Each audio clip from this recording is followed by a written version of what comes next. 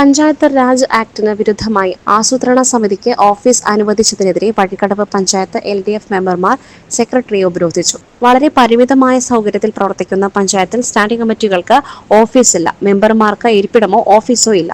നിരവധി തവണ പഞ്ചായത്തിന്റെ ഭരണസമിതി യോഗത്തിൽ ഈ ആവശ്യം ഉന്നയിച്ചെങ്കിലും ഇതുവരെയും പരിഹാരമാകാത്തതിനെ തുടർന്നാണ് സെക്രട്ടറിയുടെ ചുമതല വഹിക്കുന്ന അസിസ്റ്റന്റ് സെക്രട്ടറിയെ ഉപരോധിച്ചത്. 24 മണിക്കൂറിനുള്ളിൽ ആസൂത്രണ സമിതിയുടെ ബോർഡ് എടുത്തു മാറ്റാം എന്നും മെമ്പർമാർക്ക് റൂം അനുവദിക്കാം എന്നുമുള്ള ഉറപ്പ് ലഭിച്ചതിനെ തുടർന്നാണ് ഉപരോധം അവസാനിപ്പിച്ചത്.